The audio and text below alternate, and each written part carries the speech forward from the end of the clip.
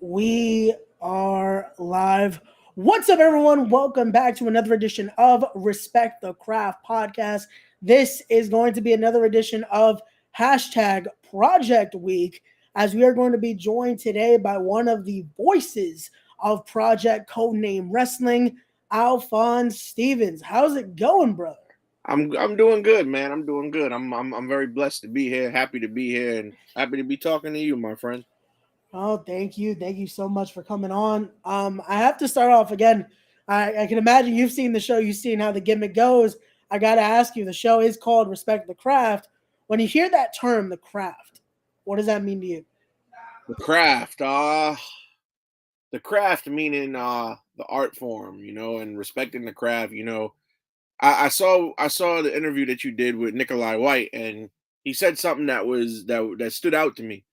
He was like, it's not just the big things, but it's the little things too. So I mean, I've been a referee, I've been a ring announcer, and now a play-by-play guy.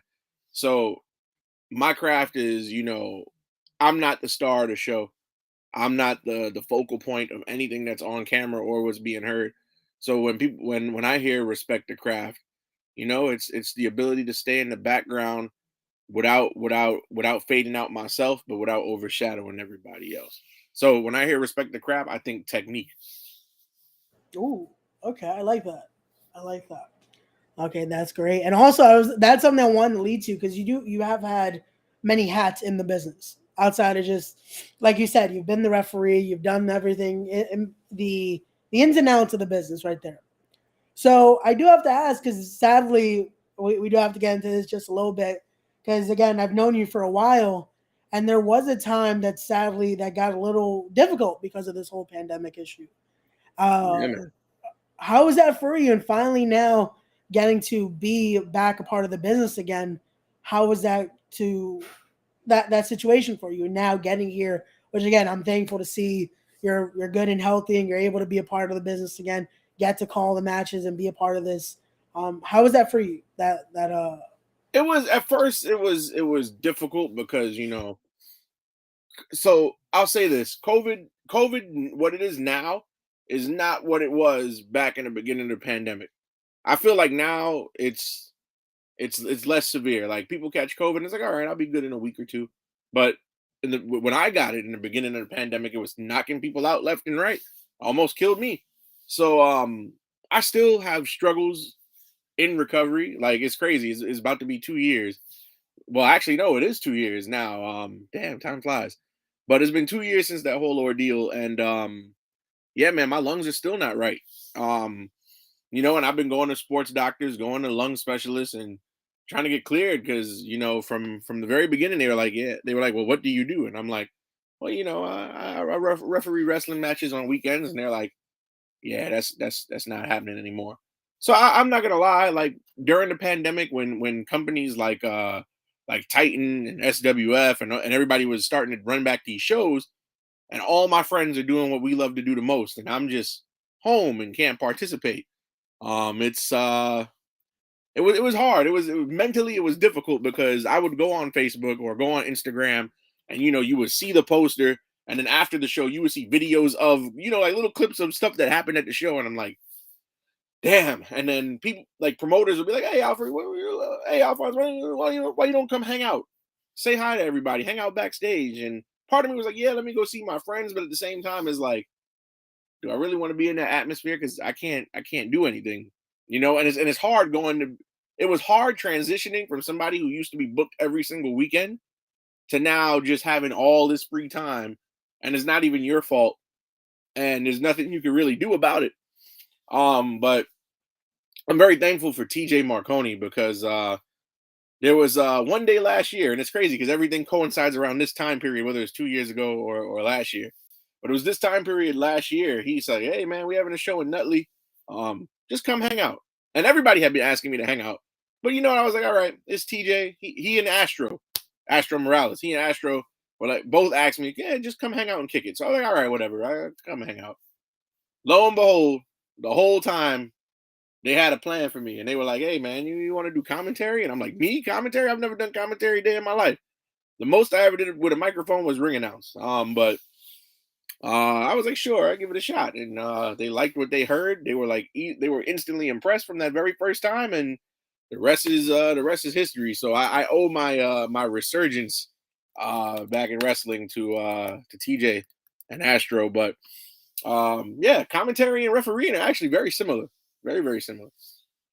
So well, the refs are out there more than one match, and commentary you out there the whole show. So. Mm. No, and definitely it helps with you have to basically be someone that it kind of facilitates the story there. While you're the ref, you're in the middle, you're trying to help them tell that story. While you're on commentary, you're with your voice, you're trying to tell the story that they're telling in the ring. Right. And trying to give that fans that different experience. And I've always said to people, because they're like, because some people actually come and tell me, like, what's it like to do commentary? Because, not everybody's done it. And I always tell people, well, it's like a song. The guys in the ring that are wrestling, they're the ones who make the instrumentals, and I'm the one who writes the lyrics. So that's how I look at it. I like that. I like that. I like that. How that meshes very well there. That's great. So I do have to ask, with that being said, now being a part of the commentary team, and now you've gotten to do it for multiple companies now. How has that transition been? Have you enjoyed doing the commentary? I love it. I love it. I love it. I love it. I love it. It's this is gonna sound real funny. Yeah. And shout out to Chris Cage. I listened to a lot of the stuff that Chris Cage and I have done, and even the stuff that Rob Williams and I have done. Shout out to Bob Culture Podcast. Yep. Even the stuff that Rob and I have done. Like, there'll be times at night that I'm ready to go to sleep, and I'll just put on match footage that we've commentated, and I'll just turn it up and just lay down and turn my back to it, and it'll put me to sleep because that's how much I enjoy it. It's soothing to me. But now the transition's been cool. Yeah. I'm gonna be honest with you, and this may sound very weird, but I surprised myself at how good I am, because I had never done commentary before until I showed up at that show. So, I was like, all right, I'm gonna give it my best shot. And the funny thing is, the very first time I did it, I was just imitating people, because I've been watching wrestling since I was 3 years old. So I'm just imitating a mix of people between JR, Gorilla Monsoon, Mike Tenay, Tony Schiavone. I'm just mixing and matching things that I heard all through all my years of watching wrestling. Yeah. But as time has gone on, I started to develop my own style, and even imitating others. People thought that was all me, and it was just like, oh, like, Alfonz, you're great. And I'm like, wow, I didn't expect to be great. But I feel like that also, it comes with, because again, I love doing commentary. Like, I've throughout even just the virtual stuff, and then whatever. I feel like when you're meant to do it, you find your voice even while you're trying to have little notes of everyone else. Again, that's what I started doing. Like, and I started noticing it quick that when you're doing commentary, your voice starts to, you find that voice and it becomes something else. Oh yeah. So even without you knowing, like, your voice is changing up a bit, and it's matching the tone. And that's the great thing about commentary. That again, it just alleviates for the storytelling. Oh yeah, and it's the crazy thing about it that I had to learn very fast. And I have, like, hearing back, I haven't done it yet, but commentary, you got to learn to say bad things about people without burying them, which was the bad part. So of course, me being a play-by-play guy, if the heels do stuff, I got to get on them. Yeah. But at the same time, it's like I can't get on them too much, because you're supposed to put everything over, even if it's stuff that your character doesn't agree with. So that to me, that's the only struggle I've had. But no, I love it. I love it. I love it. I love all the broadcast partners I've worked with. I worked with Pete Rosado, Sam Laterna, Rob Williams, Chris Cage, David Adams from time to time. So it's been real fun. I haven't had a broadcast partner that didn't make things easy for me. So that's awesome. That's great. That's usually one of the things you hear from a lot of commentators is like, yeah, usually my partners suck. Everyone tries to bury each other when it comes to commentary. Oh no, everybody I've been paired with has been great. No, that's awesome to hear. And again, I'm glad. And I've gotten, from what I've gotten to hear from you guys, especially you and Chris Cage, you guys definitely have that chemistry. So there's great chemistry there, and it comes off. Again, it has that nice pairing. Again, Chris, you can tell again, he's the natural born heel right there. So he has that healer's tendencies. Well, you're trying to, again, call it down the middle. You're trying to be equal and fair to everybody. Again, you've been the ref. You know how it is to call it down the middle. But Chris is more of that healer's guy. He lets certain things fly that's like right in Ryan Eye's length. But hey. And you know what's funny? He and I together are very inexperienced. When we got paired together for the first time, I was only doing commentary for maybe 3 months. Yeah. So the fact that he and I gel so well together, and it's funny because before he got hurt and he was an active wrestler, because I ref countless Chris Cage matches in BWF. So, you know, he and I knew each other already, but we had never like sat down and had like plentiful conversation. But, you know, I mean, we had good chemistry when we were in the ring. So I mean, I guess it translated to the table, but now he's a really good color commentary guy. Really, really good. Definitely. I know what I was gonna say too, and that's perfect how you say it there, that transition from the ring to the commentary. I feel like that's also what got you that it was kind of a natural flow to get you to commentary because you had been trained. You've gotten the business, you know how it is. So it's not a hard switch when now it's you just again facilitating it. You're telling the story. So you already have that respect for it. Again, for the craft, no pun intended here, but you have that respect for the business. So it's going to be easier for you to, again, pick up those little notes that you need to. And again, you already seen it. You're still young in the commentary career, but you've already been able to find, hey, this is something I'm supposed to do. Let me try to find my way to do it. So that's great. Man. And a lot of people don't know. I actually, speaking of training, I actually trained with the boys, man. I went to wrestling school, took all the bumps, did all the stuff. I didn't like when I wanted to be a ref. I got trained by Grim Reaper in FTW, and yeah, I told him, I was like, don't treat me any different than anybody else. Just because I want to be a ref doesn't mean you can't treat me the same way as everybody else. So anybody could attest to it. Like I love this business, man. Like no, definitely. Again, like when I've had the guy, there was a reason. Again, I also wanted to have you on because again, I've been having almost every member of that crew have been on the podcast, and it's funny because even Kono hit me up like, "You're just gonna have the whole group of my students." I'm like, "Shh, little by little, you'll see." So I was like, definitely, I wanted to have you on because again, I know I've been around. Like yeah, I you've been told around a Tom, while, man. So you definitely know. Yeah, again, I've got, like I said, we shared the building. Everyone, we all knew each other. We had our sides of it, but it was like, hey, we're all training in the same building. Why not? Yeah, Like, House of Glory and FTW. Those were the good days, man. Definitely, man, definitely. But here we go. We got someone in the chat right here, Matt Awesome, saying you're. So there you go, Matt Awesome saying you're. What's up, bro? Then Just he said, don't spank me with the chancla, bro. I don't want no, that. there we go. He's saying good things. He says he's looking forward to having you call one of his matches one day. There you go. That'll be awesome right there. Nah, man, and it's funny because Matt Awesome, I ref plenty of his matches, but he and I haven't crossed paths since I sat behind the table. So hopefully one of these days, though.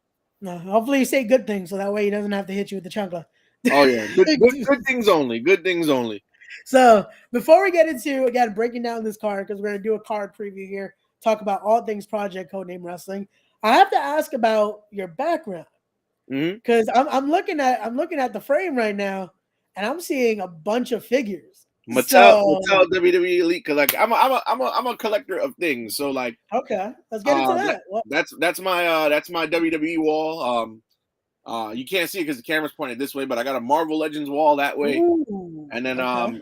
I'm an avid baseball card collector. So okay. Yeah, man. I'm a big kid at heart. So hey, aren't we all? Again, that's one thing I feel like, especially when you're in the business, you start noticing we're all just we're kids. We're all just collecting the things. Either we couldn't get when we were younger, or we just keep collecting. Like it's no secret, especially if you guys follow me on social. I'm just collecting Funkos out of the wazoo already. I've got a Funko collection too, but I had to slow down on Funkos because you know what it is about Funkos? They make so many different lines of so many different things that people like. It's hard to keep up. Like I was collecting WWE Funkos, South Park Funkos, Dragon Ball Z Funkos. Like, oh man, that's one line. Like I wanted to start collecting the Dragon Ball Z ones, but I'm like, if I start, it's just gonna be a wall of those because there's so many. Because I'm already at right now. I want to say like a good 300 Funkos. Sheesh.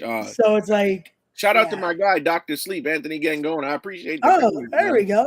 Hey, what's up, Anthony Gangone? That's one of my friends right there.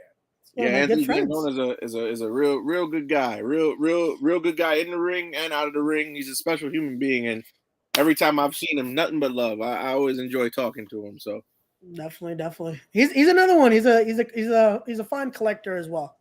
yeah, He's man. also added to my addiction of Funko collecting. No, Funkos, and the thing is easy to get trapped with Funkos because they're so cheap. See, that's the thing. When you become a collector of them, it starts that way. That's like, oh yeah, I'll buy this one because it's cheaper. I'll buy this one because it's cheaper. Then you start to notice, oh man, but this Grail is like a little pricier. You know what? I need it for my collection though. You Because know I've what it is? spent. You know what it is? I've never chased a Funko on like eBay or anything. I've always either gone into like Hot Topic or Yeah, Target or somewhere where they sell Funkos and just buy them retail. yeah. And it's crazy because I have the Funko app on my phone, and now that I've been collecting them for years, so now that some of the older ones that I have, I see what they're worth. Now I'm just like I remember I bought a Enzo Amore Big Cast 2-pack from Walgreens, and now that thing is worth some money. So No, definitely, and that's how it is. Those prices start fluctuating, and then before you know it, it's like, ooh, okay. But yeah, man. definitely. But with the Metalls, how'd you get into that? Was the wrestling figure collecting always a thing as well, or did So you start getting into it later on? I got into it around 2014. Okay, I got inspired by this page. I think it's called Figure Kingdom Attack or something like that on okay, Instagram. gotcha. And they started doing figure photography. And I Okay, hadn't like bought action figures as an adult ever. So when I saw the detail of these things, and I would go on YouTube and like go like WWE Elite Series reviews and see like how beautiful these things looked and how articulated they were, I was just like, wow, like that's amazing. But I'm a picky collector though. I ooh, only okay, collect legends. Like if it's not a retired guy or a Hall of Famer, I don't buy it. So if it's somebody on a current WWE roster, I won't really go for it. But if it's somebody like a legend or a Hall of Famer, I'll go and get it. okay. That makes more sense. Hey, again, you got to find a reason to like keep it so it doesn't overflow. Because again, I Oh feel like yeah. every other week there's a new figure coming out, so it's like, eh. But yeah, Because I man. used to, I used to collect before I got into wrestling and before I got into actually getting into the business. I was an avid collector, and then I started realizing I'm meeting a lot of these guys like on indies and stuff like that. I'm like, Right. yeah, I can't do it because then it You would know be what? every other You know week what it picking them is? up. It's a fine line between and I hate to use this phrase, but it's a fine line between being a mark and just being somebody who has a hobby like me. Yeah, Like if say for example, I know I'm gonna work a show and Ron Simmons is gonna be there. You'll never see me drag my Ron Simmons action figure still in the box to the show. However, you if you come to my house, you may see my little display set up, and you might look at it and be like, oh, okay, that's cool. yeah. I actually Mattel had a crowd. I don't know if you noticed, but Mattel had a crowdfunding campaign for a new generation arena that comes with a Diesel, a Doink the Clown, and a Macho Man, and like a full entrance setup and everything, and a crowd diorama. And I was like, you know what? I threw $250 on it, and they said if you back the project, no pun intended. If you back the project, you get a set. So I was like, all right. And they said if enough people back it, then they'll put it into production. And lo and behold, they did. So the only people who will actually have it are those who crowdfunded the project. So they're not going to sell it in stores or anything. So that thing is going to be valuable. And Oh stupid wow. me didn't think about that because I would have really bought two of them if I would have thought Yeah. about it. No. Yeah, I've because always I had can a only imagine that's gonna be a hot ticket item right there. yeah, and I've always had a rule with my figures. If it was something I really liked, one to open and one to leave mint on the card. But No. There you go. But now it's time. Again, we've gotten our toy talk, we've gotten into everything. Now it's time to get into the project. So let's start talking. We are literally a week away. yep, From tomorrow, it's going to be a week away. Is Project Codename Fallout, the second event for Project Codename Wrestling. We have a stacked card to talk about here. So before we get into matchups, let's talk about this. Because after the last show, we noticed First Class now has a new member, it seems. as Big Cuzzo is in some talks right now with El Jefe himself. Let's well, your thoughts here on Big Cuzzo possibly aligning with Miguel Sosa and First Class? I'll put it to you like this. I was surprised at Genesis for several reasons. Big Cuzzo has always been the type of guy. He's a fun-loving guy. He's one of the guys I train with, so I know I at least I thought I knew him really well. And No, then you got on the other spectrum, you got like Miguel Sosa, who, for lack of a better term, is a real slimy guy. He's conniving, he's charming in a bad way. And he surrounds himself with people that you'll never get. If you oppose Miguel Sosa, you're gonna get a beat down. And I feel like First Class, they already have El Johnny Santos, they already have Sebastian Cage. Um, it's he's only strengthened his group by adding Cuzzo. And for those of the people that saw the first project show, whether it was on IWTV or YouTube or you were there live, Cuzzo looked really good against Devontes. Like more, and then Cuzzo, I don't know what Miguel Sosa is paying him. I don't know what Miguel Sosa has said to him, but he's brought out a vicious streak in Cuzzo that I've never seen before, like ever. no, definitely, and that's what surprised me because again, I know from what I've seen of Cuzzo, he's usually that warm-hearted guy. He's trying to have fun. He's ready to be too good and all that. But at the last show, it looked like a more violent side of Cuzzo. Which Yeah, maybe that's what Miguel Sosa wants. He's like, hey, you are that height, you have that build. Why hide it behind the fun and good times? Well, again, they're about having good times too. They're about having their fun. They're about drinking their drinks. We're gonna stay to water here for the podcast, but they're about that good time too. When it comes down to the ring, they show their first class athletes. So maybe that's what Miguel Sosa was trying to bring out of Big Cuzzo here.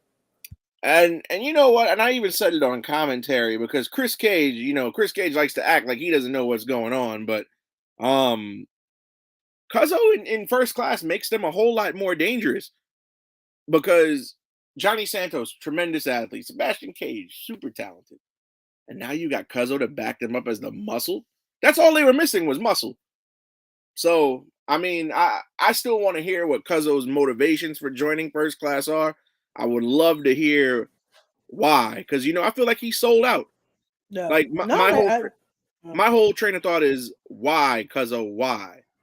definitely. And again, we'll be finding out. Well, we hope to find out because again, they can announce that. Oh wait, sorry, wrong poster. That night we might be able to find out, but I don't know if they even are going to share with us those details. But we'll have to wait and see. Well, like I But said, Miguel Sosa can make a great politician. hey, definitely can. But here we go. We got Good Cop, Bad Cop Wrestling Podcast. What's up, brothers? Thank you so much for joining us here and watching. I was just on their podcast earlier today. That was a great podcast, great conversation. Definitely check that out. It comes out Sunday. We were talking about this as well. I put over the project, letting everyone know to definitely come out next Saturday.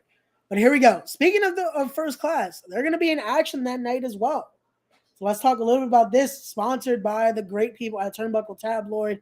You're going to get to see First Class as Sebastian Cage and Johnny Santos will be in action against the BWF Best Wrestlers Forever here in Mantequilla and Evander James, or Mr. James, I should say now.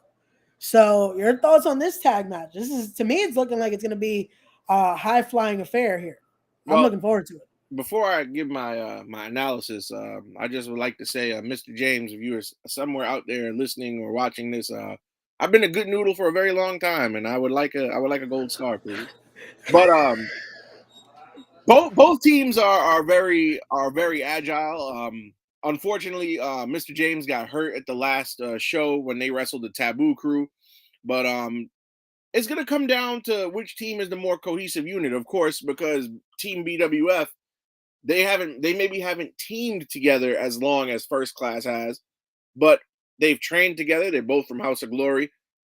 They've trained together. They fought each other, so they know each other really well. And then you look on the other side, First Class, they also haven't really been together for a very long time in the ring, but they hang out together. They drink together. They party together. They chase women together.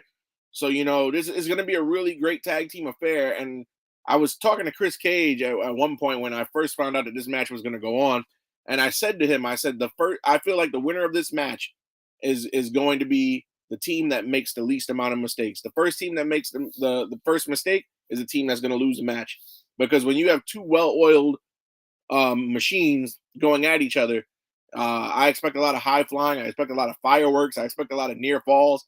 That match has the capability to steal the show. It definitely does. But now, again, I would agree usually on that of the first mistake. However, First Class has not one but two aces up their sleeve.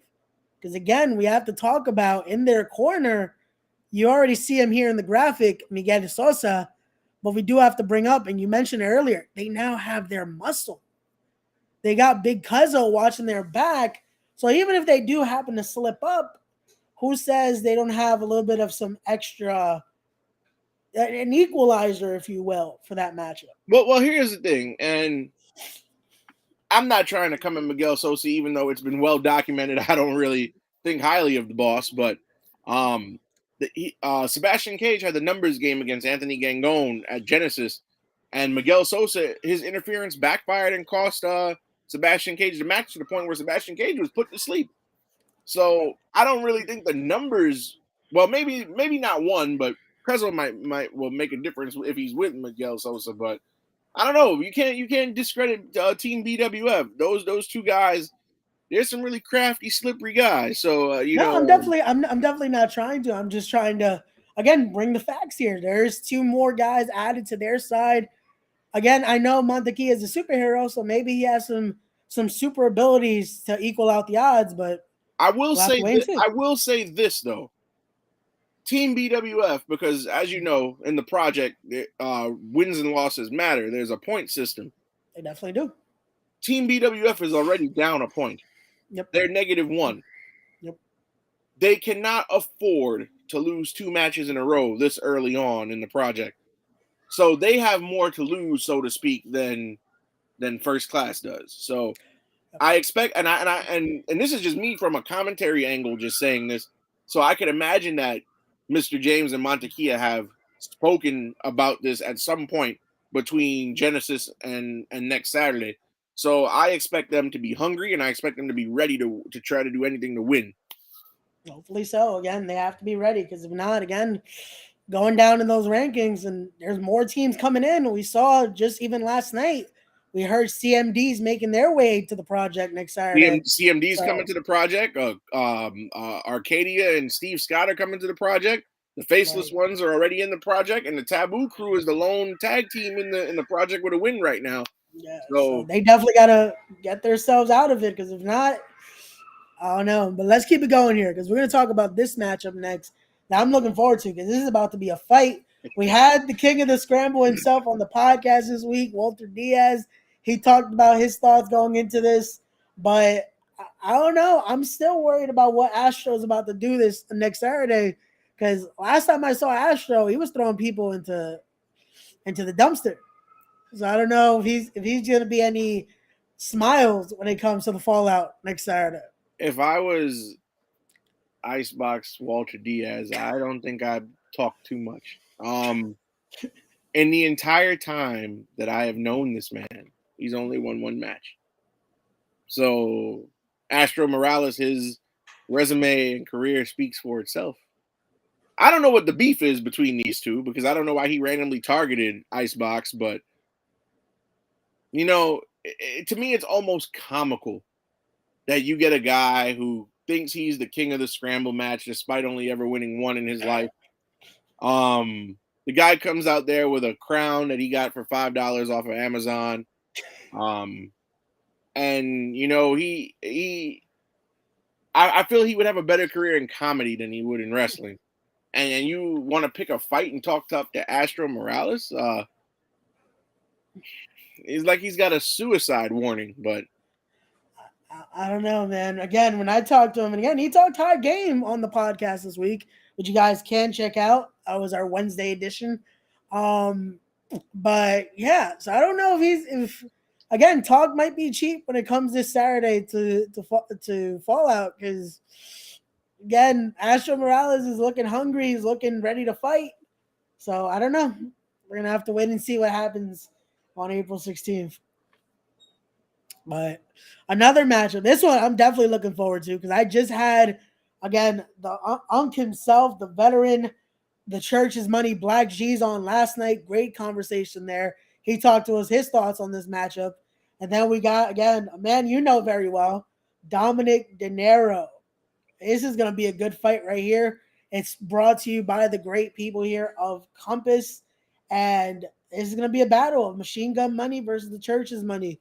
Black G's making his debut here. Dominic De Niro, hopefully, finally making his debut here because Miguel Sosa kind of screwed him out of his matchup last time around.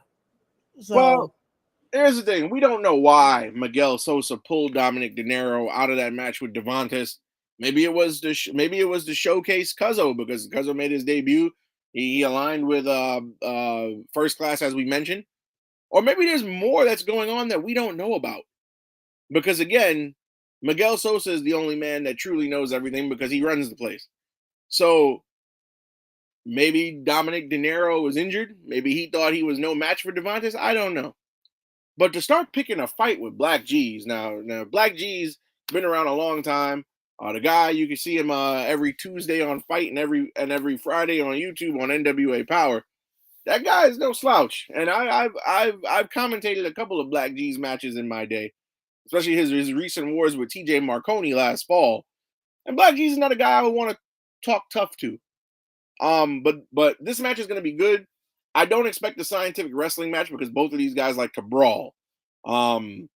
Dominic De Niro, his history speaks for itself. He loves to brawl more than anything. Black G's has made a reputation as a brawler as well. I expect this match to be ugly in a good way. All I know is that the talk between the two of them, somebody is gonna probably end up in an emergency room after that match is over. no, definitely so. And I'm looking forward to it just to see again what's going to happen now when again Miguel Sosa can't get involved here. It's going to happen. A match will happen. And again, Black G said it last night. All Dom has been doing is talking. He wants to see what's going to happen when that bell rings. And again, I know Dom. Dom's a fighter. Dom's never backing down to a fight. But again, when you're stepping into a ring with a veteran like Black G's, again, that history, you got Blackout, you got Philly's Most Wanted. It's his record shows. And look who Black G's is hanging around in the NWA, Austin Idol and Tyrus. So the man's a bad man. The man is a bad man. I can't. And he's under the tutelage of one of the biggest legends in the history of Memphis wrestling, and Austin Idol. So he's already been a guy who had a lot of tricks up his sleeve. But imagine all he's learned since he's been in the NWA. So, he don't underestimate Black G's. But at the same time, I've known Dominic De Niro since the first day he stepped into wrestling school. So neither man can afford to underestimate the other. No, definitely not. Here we go. Got some more complimenting commentary here from the big man, Rays himself, Sam, saying I was really good in commentary. There you go. Gotta love the love there. But definitely, again, I'm looking forward to it. I'm going to try to stay unbiased. So, again, Dom's a good friend of mine. But like I said, that's Unk right there, too. So, I'll have to wait and see what happens next Saturday. But from that, let's go into another fight here as you have the Spartan Pitbull Rico's making his project debut and might be his last matchup in the project as he'll be taking on the King of the North, a very pissed off Boricua badass, and Danny Mav. Let's talk about his debut last month at Genesis. And you mean the Passion of Josh Glide? That's what I refer to that match as. The Passion of Josh Glide. Again, we wish him well. Hopefully Josh Glide has recovered. But yeah, Dan Mav coming in and destroying sorry, Josh Glide in that last one. Your thoughts going into tomorrow? I mean into his next matchup next Saturday. No disrespect to Josh Glide. Josh Glide, a tremendous competitor, but Nikos Rikos is not Josh Glide. I know Nikos very well in my days as both a referee and a commentator. Nikos Rikos, he had great wars in BWF, and I've seen him in other places, and that guy hits hard. The only thing is that I don't think he's ever faced anybody as powerful as Math. So I expect a strongman contest, for lack of a better term, out of this match. But Dan Math, I don't even. The only way that he could, that I could see him not winning this match, because he did call out TJ Marconi after his match with Josh Glide last month, and I hope he's not so focused on TJ that he forgets or underestimates Nikos Rikos, because Nikos Rikos is no slouch. I was gonna say I don't think that's gonna be a problem for Danny Mav on Saturday next week. I feel like if anything, he's gonna make an example out of poor Nikos. Which again, Nikos Rikos, no slouch. He's held championship gold in every place he's been. However, that guy's a former WrestlePro Silver champion and a TCW middleweight champion and a BWF cruiserweight champion. Yeah, so I definitely know that, but I feel like I think Danny Mav is gonna again make that example. He's gonna probably say, "Hey, Nikos, we're gonna try to have this match, but go in some chops, some moves, hit that possibly Dominator 1, 2, 3, and again just be waiting for the Don to answer." But we'll be talking about that challenge in a little bit as well. But again, that's gonna be a matchup I'm definitely looking forward to. But next up, again, the tag team division is on fire in the project. Let's talk about this. Again, the only team to have a victory so far in the project, the Taboo Crew, looks to make it 2-0, as they'll be taking on a pairing here with so much history. They are two veterans of the game. Shout out to, again, my other podcast, Glory Days podcast, that I host with Steve Monster Mac, as these two guys are royalties of the place we talk about, JAP, as it's Steve Scott and Arcadia, together known as Kodak and iPhone. I love the team name there, but this new pairing making their debut here for the project. Your thoughts on this matchup here? I don't know which way this one is going to go either, because we saw the Taboo Crew last month at Genesis. They defeated Team BWF, as we mentioned before. And the funny thing is, DeKendre Will is not as active anymore in the wrestling business as Craig Steele is. But still, they come back together for the first time in years, and they look like they never lost a step. Yep. Now, the only thing is that, for my understanding, Arcadia and Steve Scott have not teamed together in quite some time. However, they have way more tag team experience, because you mentioned Jersey All-Pro. They have way more tag team experience than the Taboo Crew does. So it's really going to come down to who, and I know this is cliche that I'm saying this over and over and over, but it's really going to come down to who has more cohesion, which team works as a well-oiled unit better. And again, I think I got to give the slight edge to the Taboo Crew, because they just wrestled. And not only did they just wrestle, but that was a hard-fought victory as well. So, also, again, they also have been a tag team longer, which, again, Arcadia and Steve Scott, they have been two veterans. They've been around maybe a little longer than Taboo Crew has been together, but they weren't a team for that time. Right. Both have been singles competitors. Both have been single stars. However, Taboo Crew, they know each other. They're as close as brothers. So when it comes to that, that's going to be something that maybe plays an element. But again, who knows? Maybe experience will come into play here. That actual wrestling experience instead of just a tag team. And here's the other thing that people forget. And you mentioned it. Arcadia, Steve Scott, two primarily singles guys. The dynamic of a tag team match is far different than the dynamic of a singles match. Definitely is. If you're not used to being a tag team wrestler, then you might be in some trouble. Yep. But again, we'll have to wait and see. This is definitely going to be a matchup I'm looking forward to, because I want to see again, can the Taboo Crew go 2-0, or can we see that debut be a successful one for Kodak and iPhone? But again, we do have to mention now. Let's definitely bring it up once again. Again, this matchup might be happening, but we still don't know what CMD is going to do that night. Could they possibly pick their noses into this matchup? Because again, Anka said he's going to do whatever he wants when he comes Saturday, because no one's extending that invite to them.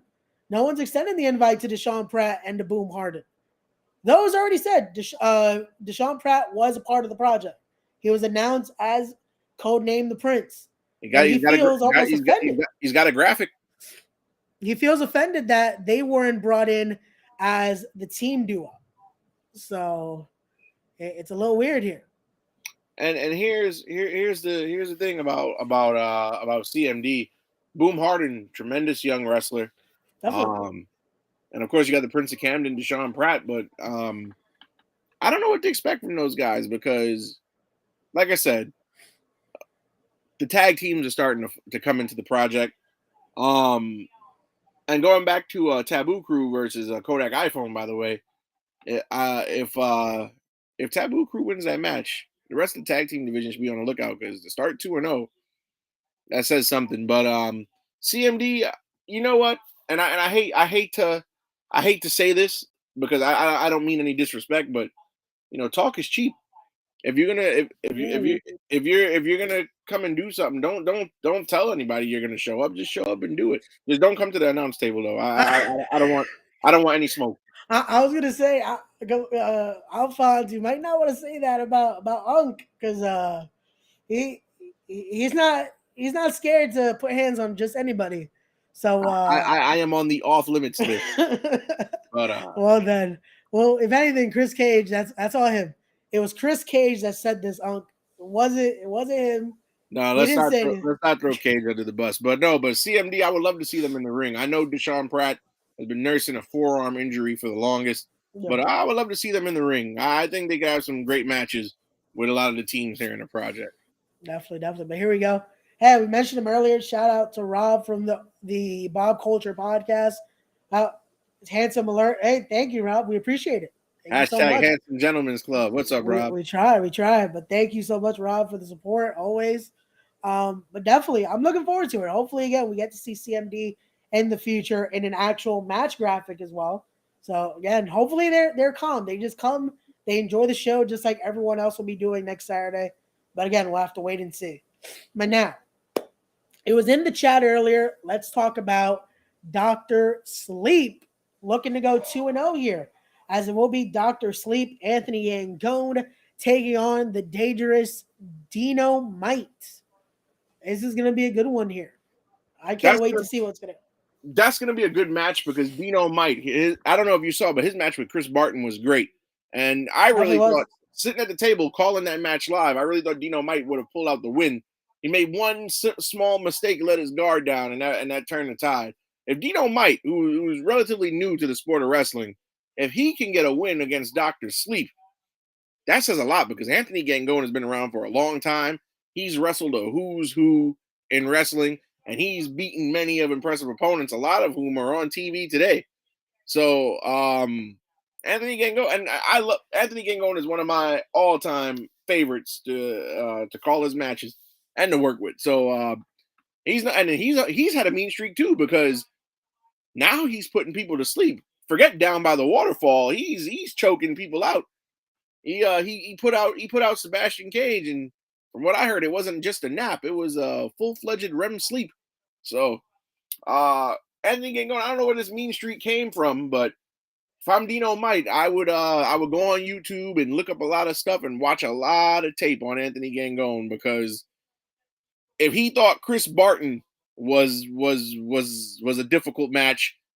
And this is no knock on Chris Barton, but if you thought Chris Barton was a heck of a match, well, Anthony Gangone, that's way, you're gonna need way more preparation. No, definitely. And you know what I think it was? And again, I think I might know the answer to that question. What brought this out of Anthony Gangone? And I feel like it's Miguel Sosa's fault. It was his fault for trying to just, again, look past Anthony Gangone. Him and Sebastian Cage were, again, taking the time to party. They weren't taking that match seriously, and it got to the head of the one above all at the time. He said it. They were going to see a different side because he wants to show that, again, the time for games are over. When it's time in that ring, he's bringing something different to you. Again, he already is able to defeat his opponents psychologically. He gets in their heads. And now as Dr. Sleep, he's making sure not only is he getting in your head, but he's making sure you go in your own thoughts because he's going to put you to sleep. Oh yeah. So that triangle choke of his, that's definitely a new dagger and a new ace up his sleeve that Dino might better be ready for. Because again, it's one thing to get hit by that Dreams by the Waterfall, but once you're locked in that hold, that's it. Good night. So you may not wake up. You might not. And again, that's like I said, I'm gonna try to be unbiased here because he's one of my friends, and I'm also afraid to get locked in that triangle choke. So I'm just gonna say this is another victory for Anthony Gangone. Yep, So just leave it alone. We're gonna move on here to now again that challenge we mentioned earlier. Dan Mauve has issued the challenge to the Don himself, to the public enemy number one, TJ Marconi. Your thoughts about this challenge? Do you think TJ will finally accept? On Monday, he gave me a vague answer. He was saying he's not going to tell anyone anything till next Saturday. I don't know if that means because he's still contemplating it. Is he afraid of the Boricua badass? I don't know. Well, I'll tell you like this. I've known TJ Marconi for a very long time. He's somebody I consider a friend in the wrestling business. If I know TJ like I think I know TJ is not afraid to fight anybody. As you saw, he and Mantis went at it. PJ Savage decided to get involved with the entire takeover. And TJ just doesn't shy away from combat, you know? I've never seen anybody call out TJ and TJ's turned him down. I've never seen anybody challenge him to a match and he said, "Oh, not today. Not I'm not doing it." Yeah. For the most part, TJ's always been up to a challenge. You saw that triple threat match at Genesis. It became, and I said this on commentary, it became a gang assault. He was getting beat up on at one point by 5 guys at the same time, and he continued to fight.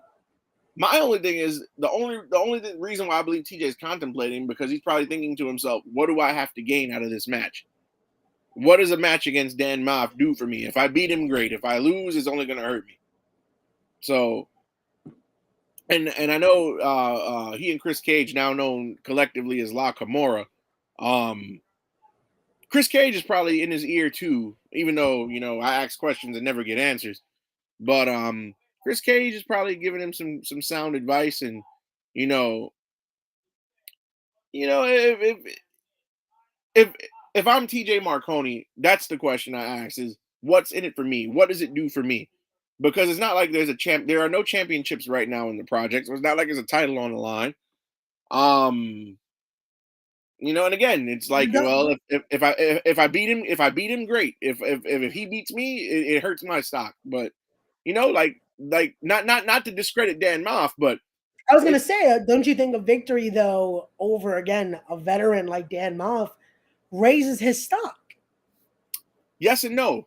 Only because, yeah, he beats Dan Moff, but where does he, if the match does happen and he beats Moff, where does he go? Like what reward is it gonna? What reward path is he gonna go down? What does it open up? And if he loses, it only pushes him down further. And here's the other thing: for Dan Moff, what does beating TJ do for him? Well, if you think about it again, when we look at again the hierarchy and project, he is the Don. He is the co-founder. So that's something Dan Moff's looking at. Dan Moff is looking at this as, if I'm going to go after anyone, I'm going to go after the king. Yeah. I'm going to go after the guy. Because he can't go after Miguel Sosa, the Jefe, the GM. So next step, TJ Marconi, an active competitor. That's true. But you know what it is? I think by him calling out TJ, because TJ is a guy with a lot of pride. You can't say anything bad about TJ to his face, or make a derogatory remark without him coming to step to you. So, you know, if Dan Moff catches his attention that way, then, you know, and pride is on the line, and, you know, you didn't insulted the man, and, you know, all right, now we got something to fight for. But I mean, if that match does happen, they better reinforce that ring, though. I know that much. Oh no, definitely. That's going to be one that I don't know if the Boys and Girls Club can handle, if the Roof will be able to handle that matchup, but time will tell. And here we go. Again, I was waiting for them to show up. What's up, Wes and Kyle in the chat? My guy Wes, Kyle, 2 guys I'm always happy to see at every show I'm a part of. Definitely love their support. Again, that genuine love. But again, we'll have to wait and see. When will we see the result? Again, next Saturday, you're gonna want to be there to hear TJ Marconi's response. And knowing TJ, you're gonna have to wait till the end of the show to hear his thoughts. Because he's gonna make you wait. He's just not gonna open the show because he wants to make sure you're on your seat and you're waiting and you're nervous. Like, is he gonna answer? Is he gonna answer? And again, he said it on Monday. He might also do whatever the hell he wants. So we might see TJ Marconi make an entrance more than once that night. Stay tuned. Again, get your tickets, guys. But here we go. It's now time to talk about a matchup that I feel like might be our main event next Saturday because it has the one Mantis with the doctor himself, Julius Smokes, another veteran of the game, as they'll be taking on the Renaissance, Nikolai White. Nikolai gave his thoughts on the matchup this week. He's looking forward to this. He's looking forward to finally, after 2 years in the making, getting to square up with Mantis once again. And again, I asked him because, again, these two guys they seemed like friends. They seemed like they were cool, even on that night. But something switched in Nikolai and decided to, hey, choke up Julius Smokes and ask for that matchup. Well, thoughts going into this? Several things. So, next Saturday will be just the second time in either man's career that they're going to face each other. I had the pleasure of referee, and it's funny because everything, like I said, goes back 2 years. That last BWF show in March of 2020, these two wrestled each other, and that night, Mantis came out on top, and he beat Nikolai White singles match 1-on-1. And since then, both men have undergone drastic changes. Of course, Nikolai White now the Renaissance, Mantis under the learning tree of Julius Smokes, which has done a lot for his career. Like if you look at pictures of, if you even look at a picture of Mantis before Julius Smokes and after Julius Smokes, you could tell the demeanor has changed just by looking at him in a still picture. It's not the same Mantis that we know. He used to walk around calling himself the king of the garden. He used to spit and mist. He doesn't do any of that anymore. He's become bold, brazen, and disrespectful to an extent. And he's been on an incredible hot streak since Julius Smokes took him under his wing. Nikolai White, of course, making waves all over the place. He's a viral sensation in and out of wrestling. And I think the reason why he's going after Mantis, because Mantis has been hot. If he can beat Mantis, that does a lot for him. To say that you got to win over a Julius Smokes protege, that says a lot. And these are two young guys that are hungry. And again, like I said with that tag team match with Team BWF, this match, even though it's the main event, also has the potential to steal the show too. Might be a match of the night candidate. Definitely will be. And again, that, like I said earlier, when you have like Miguel Sosa in the corner, now that you have Julius Smokes, that adds another element as well. And the difference between Smokes and Sosa, Smokes is very animated at ringside. Oh, definitely. Smokes will talk a lot of trash, and if the ref's back is turned, he'll hit you. I was gonna say too, but Smokes also can do it in that ring. Oh, I've seen Julius Smokes go in that ring, have his matches as well. And again, that's another of that Doghouse alumni, another guy that was a part of with Vulture Squad, part of ROH, part of all that. Not to mention, he is a former Ring of Honor Manager of the Year. So yep, he's managed guys like Ghost Shadow and Homicide. So he's managed champions. He knows what it takes to get you to the promised land. So if I'm Mantis, I'm listening correct, and I'm doing what Julius Smoke says, because when it comes to this matchup next Saturday, I can imagine the doctor has that game plan set. So, oh yeah, and then this is a main event level match, and it's funny to think just 2 years ago, these two wrestling each other was an opening contest, and now it's become a main event level match. That's insane, but that's what you want to see. Again, that growth. It's something I talked about with Nikolai, and that's what I talked about with a lot of the guys this week on the podcast. You want to see that growth and see how, again, wrestling can take you farther. It takes you to a different level. And again, when with that road, it changes up. It changes who you are, and you continue with the times. So that's always great to see. But Alfonz, thank you so much for coming on, man. This has been a great breakdown here, talking all things Project Codename Wrestling. Guys, the links are going to be in the description down below as well. Definitely go check them out. Go follow the project as well on Instagram right here, Project Codename Wrestling. Go follow them on Twitter at Project Wrestle. And then go follow Alfonz as well on Instagram. Go follow there. He also, again, got your podcast. Tell us about a little bit about those before we let you go as well. Oh yeah, man. So I got the Rap Lab podcast, which is going to sponsor the Hot Start Scramble match. Even though the participants have yet to be announced for the Hot Start Scramble, that's our little tradition in the project. So yeah, we're going to sponsor the first match, the Hot Start Scramble, and it's the Rap Lab. We talk about rap, hip hop, and the culture. New episodes drop every Monday at midnight on Apple, Spotify, Pandora, wherever you get your podcasts.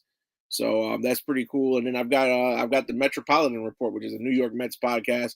So I'm just talking base about my favorite baseball team all the time on the podcast. So that's I'm a man of many hats. And then coming soon at the desk with Alfonz Stevens. That's gonna be my wrestling podcast where I just get a bunch of my friends from the indies come tell their stories.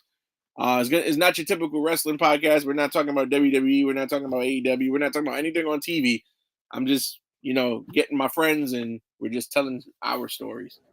So. There you go. That's gonna be awesome as well. And I'm gonna be looking for that invite as well. Absolutely. so definitely. But thank you again, Alfonz, for coming on. This has been great. As always. Before I go, if anybody's interested in actually coming to the project, next Saturday, it's at the Boys and Girls Club of Union County in Union, New Jersey. So definitely check that out. For those of you who drive, there is a huge parking lot across the street. So I don't want to hear any excuse about how there was no parking. So definitely. There you go, guys. There you go. Once again, there's that great flyer. Make sure you're there. Scan that barcode right there. Get your tickets because this is going to be a stacked show. You're going to want to be there. We talked about an insane card. So definitely. Thank you guys, Good Cop, Bad Cop Wrestling Podcast, for checking us out. Thank you always for the support. So guys, once again, that's going to be next Saturday. Next Saturday, it's going to be April 16th. Again, I know that day is going to be filled with a lot of different wrestling shows. Make it to the project. Come down, see this stacked card.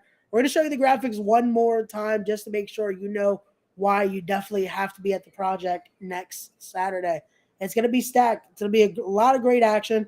Also, you're going to hear Alfonz on commentary. So that's going to be awesome. So once again, guys, as always, don't forget to be wise, be genuine, be real, be better people. And as always, respect the craft. We'll see you guys on the next one. Peace.